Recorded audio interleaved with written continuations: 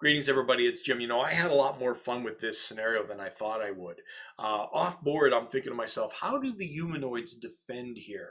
Because there's a lot of game mechanics there's two game mechanics, I should say, that are not in this game, that are in normal war games, that my first instinct of how to defend are gone. Okay. And they are the fact that there are no zones of control, and there is no stopping when you meet an enemy. When you get up to an enemy, no, it's all open movement. Just go both sides.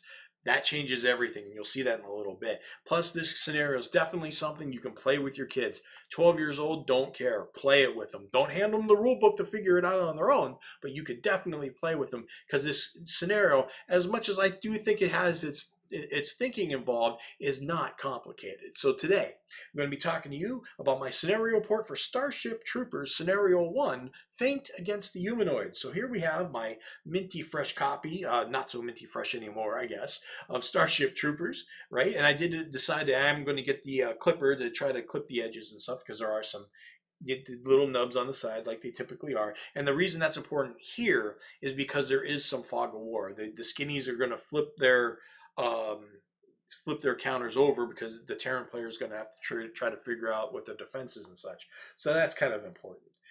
So there's the overview of that. Now here's the Terran players and what you're going to get. You're going to get one commander. You're going to get 7 marauders, and you're going to get 1 scout. Now you can see these counters pretty clear, and I guess if you have enough lighting, it is. But if you don't have enough lighting, these counters are actually quite dark. The silhouettes, the black just does not come out enough.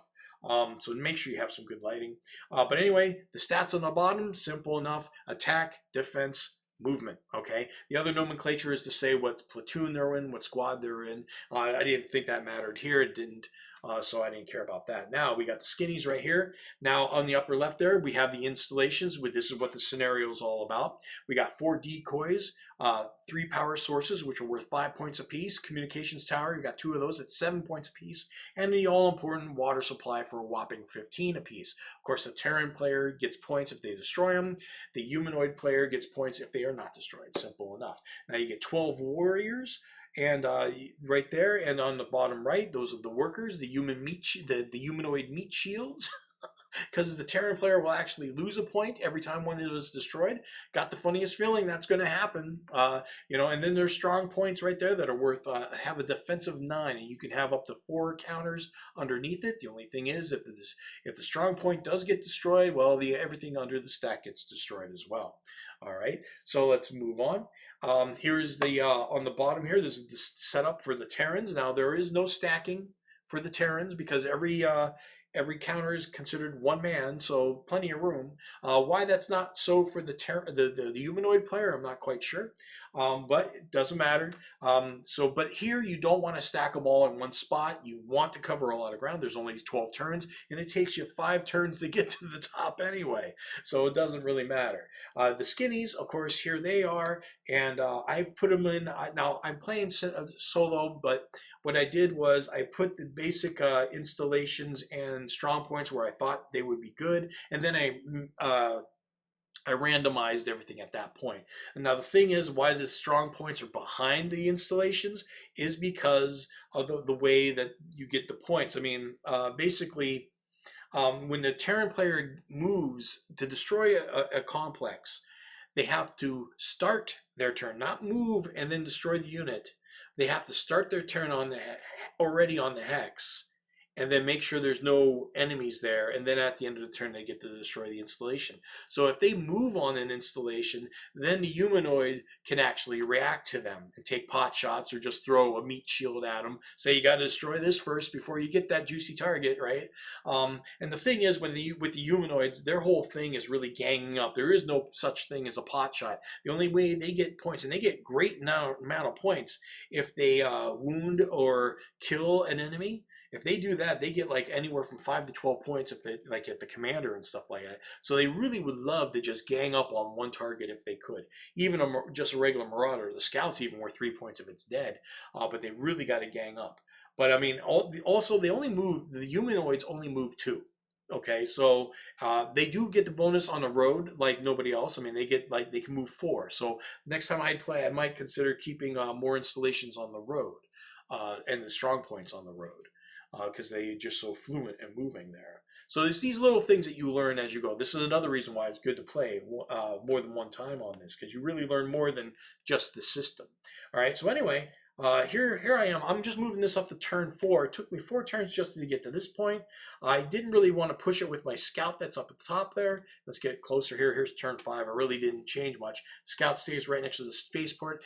He's going to go up to the upper right there. And one of the reasons why I got the humanoids defending on the upper right there is because those the cities, the city hexes, the humanoids have to, I mean, the Terran player has to spend 3 points to move through a city hex, so that forcing them to kind of go around. But anyway, nothing happened here yet. Here's turn 6, and on turn 6, two of my stacks turned over some decoys. And of course, when the Terran, I mean, the humanoid player's turn happened, I found out that all the people that were underneath the strong points were all workers. So it's like they couldn't even defend, and nothing to defend. They were decoys anyway. So they started splitting off and going to try to defend the other installations. And so that's where that turned wide. Then next, okay, a stack went to the left, and they're all split up here. Like I said, the 2 units that you see on the left, that's a stack. They're on in that installation right now. And then there's 2 stacks actually to the right. They uncovered 2, I believe, yeah, those two communication centers, and they got some resistance there. And the scout is going to go by itself. And even though I'm pretty sure there's 4 skinny warriors in that strong point that was going to give him trouble, I'm just going to push the envelope anyway at this point. The results of it at the start of turn 8 was there was a disruption. One unit of the humanoids was disrupted. The Terrans ganged up, but they rolled terrible. One Terran unit was actually stunned. And the funny thing is that the skinnies get disruptive counters, but the Terran players only have heavy, wounded in action, and killed in action markers, because they don't come off the field if they're killed in action, by the way. And that happens because later on in the game when you get special weapons and equipment, because they might have them, and so they gotta stay there so some other units can come pick them up. But the funny thing is that they don't have counters for stunned and light wounds. They don't have them. And I think it was, you look at the sheet, it's like, oh, they would have to make a whole new production of another sheet. So they say, oh, just flip it. Something like that. Anyway, that's what happens there. And on the left, you can see that one of the strongholds, 2 of the warriors came out to just kind of give the other guys on the left there a problem. So the idea of that I had is you let the Terran player get to the installation, then you throw things at them, because you just can't catch up with them otherwise.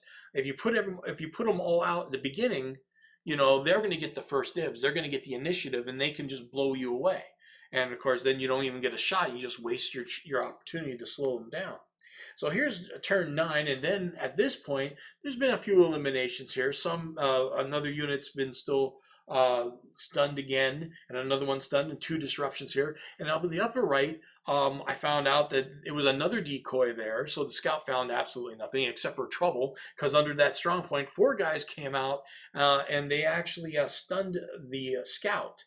No points for that, but it was scary, right? Here we got turn 10.